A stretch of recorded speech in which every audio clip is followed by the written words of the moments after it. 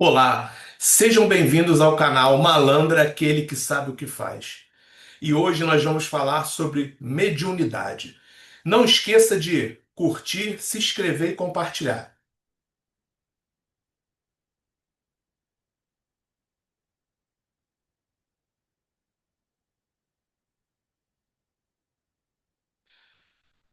Para falar de mediunidade, a gente tem que começar com fatos históricos, né? Para a gente compreender que a mediunidade ela não é de agora, né? Ela é bem antiga.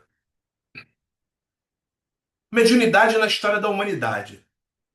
A mediunidade é uma faculdade natural do ser humano presente desde os tempos mais antigos. No início, os povos primitivos interpretavam fenômenos naturais e habilidades especiais como manifestações divinas, prestando cultos e oferecendo sacrifícios. Com o tempo, a humanidade aprendeu a utilizar a energia espiritual e o fluido cósmico universal, iniciando o processo civilizatório e ampliando sua comunicação com o mundo espiritual. As fases evolutivas da mediunidade foram: mediunidade primitiva. Ela era baseada na intuição e na adoração de forças da natureza, como o sol, a lua, os rios, o fogo e pessoas que se destacavam na época.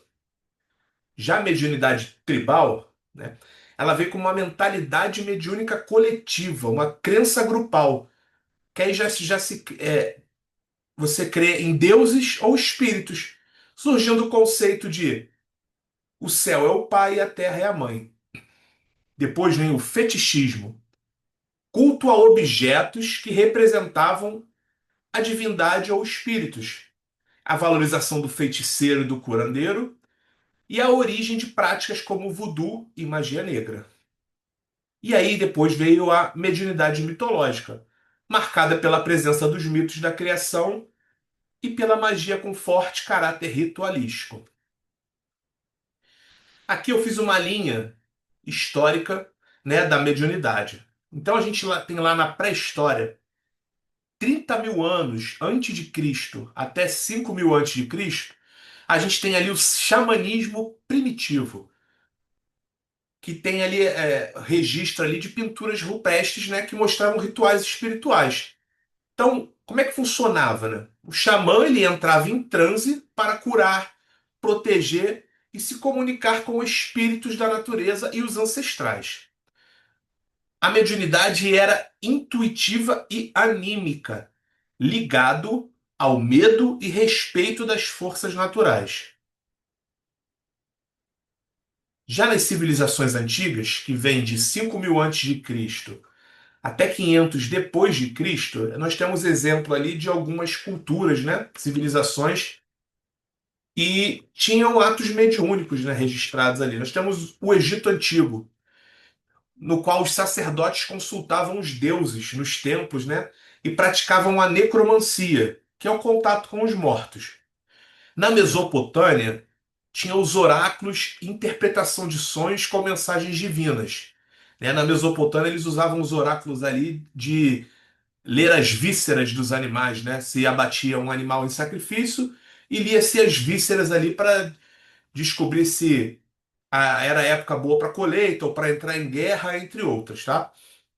Na Índia Védica, médios em estado de êxtase recebiam os hinos védicos. Já na Grécia, né, tinham os oráculos como os de Delfos, mediavam a voz dos deuses. E os hebreus, né? Tem os profetas Moisés, Isaías e Ezequiel, que transmitiam mensagens espirituais. Já na Idade Média, que é entre o ano 500 e o 1500, a mediunidade muitas vezes foi confundida com feitiçaria. Então, quem era curandeiro, visionário, místico, né? A gente tem ali alguns exemplos, né? Santa Teresa d'Ávila, São Francisco de Assis e o Degarda de Baile. Eles relatavam êxtases e visões e contatos espirituais. E a igreja reprimiu muitas manifestações mediúnicas ligando-as à bruxaria. Já no Renascimento, né, e a Idade Moderna, entre 1500 e 1800, né? Surge o interesse pela alquimia, astrologia e cresce o ocultismo, né? Em 1688, surge uma figura, Emanuel Swedenborg. Ele era um cientista sueco que relatava contato direto com os espíritos e descreveu o mundo espiritual. Ele tinha projeções astrais, né? Então, ele, quando estava dormindo, né, o seu espírito saía do corpo e ele vivenciava o mundo espiritual e lembrava, e com isso ele escreveu alguns livros ali. Logo após, 1734 até 1815, a gente teve ali o mesmerismo, né? Foi o estudo do magnetismo e das energias sutis, que foi o precursor do espiritismo. Já no século XIX veio a era espírita, né, com o fenômeno das irmãs Fox, né, que são os fenômenos de batidas e comunicações. Veio Allan Kardec, né, que sistematiza os ensinamentos dos espíritos, com o Livro dos Espíritos e as demais obras da codificação espírita, né. Esses estudos eles já existiam ali no ocultismo, né, só que era fechado, né, era oculto. E o Allan Kardec, através ali das indagações dele aos espíritos, né, ele explanou ao público que pudessem todos ter conhecimento. E aí surge o espiritismo que compreende a mediunidade como uma faculdade natural do ser humano a ser estudada, disciplinada e utilizada para o bem. E aí vem a pergunta: o que é mediunidade? Então, mediunidade é a capacidade natural que algumas pessoas têm de servir como intermediárias entre o mundo espiritual e o mundo material. Todos nós possuímos ela em algum grau, mas nem todos são ostensivos. Todos nós possuímos mediunidade. Só que em alguns ela é mais ostensiva do que em outros. E a gente tem que entender uma coisa: a mediunidade, ela não é um dom e nem um privilégio. Ela é neutra e pode ser utilizada para o bem ou para o mal. E aqui a gente tem que entender co- onde eu aplico a mediunidade, né, do médico. Quais são as aplicações, o que que eu posso utilizar para o meu crescimento, né? O que que ela vai me trazer? Então, a mediunidade, ela vai te trazer, primeiro, autoconhecimento e sensibilidade, né? Ela vai ampliar a sua percepção sobre a vida espiritual e o sentido da sua existência. Você começa a entender que, opa, morri, não acaba, continua. Eu já tive experiências anteriores, eu falo com espíritos, logo eu sou um espírito. Então ela te dá ali a percepção, né, da vida espiritual e te dá existência, sentido de existência. Ela estimula a sua intuição e a sua empatia. Isso é muito bom. Ela melhora a sua comunicação espiritual, né? Você pode transmitir mensagem de espírito desencarnado e consolar, né, corações com notícias dos entes queridos. Mas você precisa de educação e orientação. Ela vai te dar inspiração para os estudos, artes e obras de elevação moral. Você vai pesquisar sobre o assunto. Isso te faz crescer, né, moralmente, espiritualmente e mentalmente. E a orientação espiritual para o crescimento pessoal e coletivo. Ela também vai te ensinar cura e assistência, através de passes energéticos, preces, magnetização, que auxiliam no equilíbrio físico, mental e espiritual. E utilizada em trabalhos de cura espiritual e fluidoterapia. Você vai ter ali a experiência da assistência, de auxiliar alguém ou ser auxiliado. E o serviço ao próximo, né? Quando você exercita com responsabilidade, disciplina e ética, torna-se uma ferramenta da caridade. Contribui para a evolução individual e coletiva.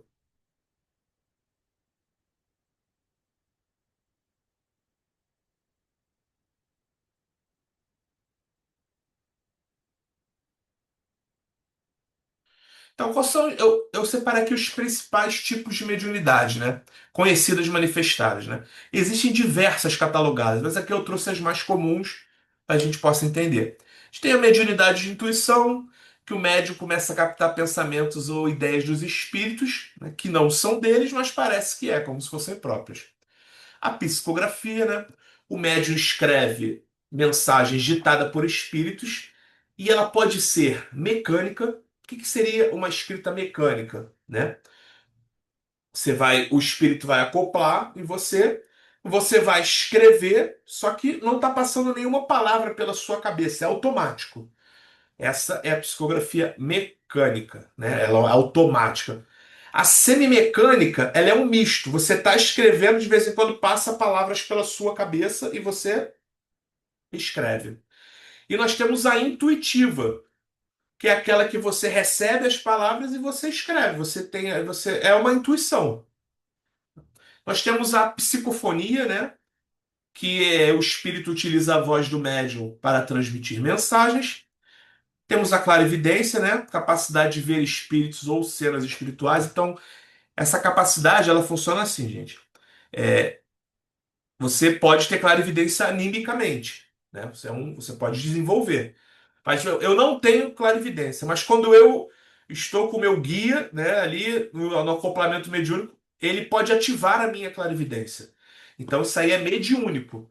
Só vai acontecer quando eu estiver ali no trabalho espiritual. Assim como a audiência também, né, de ouvir vozes e tudo isso. Nós temos os médios de efeitos físicos, que eles produzem fenômenos, né? Movimentação de objetos, ruídos, materializações, transporte de objetos, né? Para a gente ter uma ideia do que seriam esses médios, né? A casa mal assombrada, ela só faz barulho se tiver alguém dentro, né? Então, provavelmente essa pessoa que está lá dentro é um médio de efeitos físicos, porque para o espírito movimentar ou fazer um barulho, né? Ele precisa de muita energia densa e que a gente produz. Então, se não tiver alguém ali que produz essa energia, ele não consegue reproduzir os fenômenos. Nós temos a mediunidade de cura, que é a transmissão de energias espirituais para restaurar o equilíbrio, e nós temos a mediunidade sonambúlica, que seria ali a projeção astral. Nós temos os graus de consciência mediúnica, isso é muito importante. Nós temos a mediunidade consciente, né? Que é aquela que o médium percebe tudo o que está acontecendo durante a manifestação espiritual. Ele sabe o que está acontecendo, embora o conteúdo venha de influência do espírito. Pode interferir ou interromper a comunicação se quiser. O médium é como um intérprete que repassa fielmente o que recebe, mas sem perder a lucidez. É aquela incorporação que você está vendo o que está acontecendo. Se você quiser mexer a sua mão, você vai mexer. Só que as ideias estão vindo na sua cabeça e você está reproduzindo. Nós temos a mediunidade semiconsciente, que é o médium entra em um estado alterado de consciência, né? E ele tem vaga noção do que está acontecendo. Pode lembrar de alguns trechos da comunicação, sensações ou imagens, mas de forma parcial ou confusa. É como se estivesse entre o sono e a vigília, nem totalmente consciente, nem totalmente inconsciente. Vou dar um exemplo aqui. Quem nunca passou por isso, né? Você tá lá, chegou cansado do trabalho, sentou no sofá, vou assistir um Netflix. Aí você liga o Netflix, passa 5 minutos, você, pum, apaga. Aí chega alguém lá e vai trocar o filme. Você acorda na hora e diz: Não, não troca. Você é capaz de dizer o que está acontecendo no filme dormindo. Então, esse é o estado de vigília, para a gente ter uma ideia. E nós temos a mediunidade inconsciente. É que o médium não tem consciência de nada que está acontecendo. Ele simplesmente apaga. Ao terminar, precisa que os outros lhe relatem o que foi dito. É um transe profundo em que o espírito comunicante assume total controle dos meios de expressão. Então é verbal, escrita, de movimento, tudo isso. O médium age como um instrumento passivo sem lembrar de nada ao retornar. Esse tipo de mediunidade ele tem diminuído com o tempo, tá? Porque no futuro a gente tende a ser consciente ou semiconsciente, porque a gente participa do processo. Então, quanto mais eu estudo, mais eu entendo sobre o processo, eu posso contribuir no atendimento ali na prestação ali dos trabalhos mediúnicos. Mais importante, o grau da consciência não define a qualidade da mediunidade. Todos os tipos são autênticos e úteis, desde que bem direcionados. Então, eu fui num médium consciente. Então não é o. Não, gente. Todas têm a sua importância. Só que a pessoa tem que ter discernimento do que está fazendo. E aqui a gente vai esclarecer, né, uma du, vamos acertar algo que vem sido dito, né? Não é incorporação, gente. É um acoplamento mediúnico, tá? Ninguém invade o seu corpo. É um acoplamento de auras ali, conectam-se os chakras e acontece ali o ato da manifestação espírita. Que fique bem claro, é um acoplamento mediúnico, né? Então é um processo em que o espírito comunicante se liga energeticamente ao perispírito do médium, permitindo a transmissão de pensamentos, sentimentos e comandos motores. Fala, escrita, movimentos e tudo mais. Ocorre em graus variados, né? Pode ser suave, né? Somente uma irradiação, pode ser semiconsciente ou pode ser profundo, um transe. É uma sintonia vibratória entre duas consciências. Pode ser consciente, semiconsciente e consciente. E aí vem a sintonização vibratória. O espírito e o médium precisam estar na mesma faixa vibratória. Isso é muito importante. Isso dependendo do nível moral, emocional e mental do médium. Quanto mais elevada a intenção e o preparo do médium, melhor a conexão. O que isso quer dizer? Quanto mais preparado eu tiver para a manifestação, né, mediúnica, mais fácil será o acesso do meu guia, o meu mentor, ao meu campo para que a gente possa trabalhar. Então eu tenho que estar sempre procurando estudar, entender o que acontece comigo. Eu tenho que tentar elevar a minha consciência o máximo que eu conseguir. Eu tenho que escutar boas músicas. No dia do trabalho mediúnico, eu tenho que me desligar do boleto, das contas a pagar, do aluguel atrasado, porque senão você não entra na sintonia. E aí você dificulta ali o acoplamento. Coisa importante, nós precisamos ter afinidade com o espírito ou a entidade. Crie um laço com seus guias, pois eles são seus ancestrais e seus companheiros de jornada. O que isso quer dizer, gente? Em algum momento vocês já se esbarraram em alguma reencarnação. E ele, o seu guia, né, ele também não é melhor do que você. Então todos estão em evolução. Um está em um grau, outro está em outro. Mas, gente, ele é seu amigo, ele se propôs. Olha só, por que a gente não vai tratar os nossos guias como nossos amigos? O cara se propôs a te auxiliar na sua encarnação. Por que eu não vou tratar ele? Ele não é meu colega de trabalho, não, ele é meu amigo. Entendam isso. Quando vocês começam a tratar os seus guias como amigos, né? E você vai ver como melhora essa relação. Antes de iniciar a sessão, se concentre. Abra seu coração. Converse com seu guia para que sua vibração se acalme e se eleve. Isso é muito importante. Quando você for chegar no trabalho mediúnico, eu sei que é complicado, às vezes você não vê lá o seu colega de trabalho mediúnico, o seu amigo há muito tempo, uma semana, duas, e você quer botar o papo em dia, mas não é o momento ali agora. Chegou para trabalhar, vai lá pro seu cantinho, firma seu pensamento, se concentra, conversa com seu guia, para vocês entrarem na vibração correta. Não tenha medo, ninguém vai tomar o seu corpo nem entrar nele, o corpo é seu, tá? Você só sai do corpo sem retornar quando você morre, que aí rompeu o cordão de prata, aí já é, a carne fica e o espírito vai. Tirando isso, ninguém consegue entrar no seu corpo. Se conecte com o ambiente, pois antes de qualquer trabalho já foi realizada uma energização no local, então se conecte. Então você chegou lá no seu templo, no seu terreiro, no seu centro, na sua igreja, qualquer que seja o local, se conecte com o ambiente, porque antes do trabalho, os guias, os espíritos de luz já estão imantando ali o local. Por que eu não posso aproveitar essa energia do ambiente para me elevar? Não me conectar com ela, fazer parte dela. Isso é importante. Gente, nós não somos marionete, nós fazemos parte do processo. E você participa energeticamente, e moralmente. Então se cuide. Cuide do seu emocional, do seu mental e do seu físico. Isso é muito importante. A gente faz parte do processo. Então temos que nos cuidar. E aí, como funciona esse acoplamento mediúnico? Então, são pelos chakras. Eu destaquei aqui os principais chakras, né, que estão ligados no acoplamento mediúnico.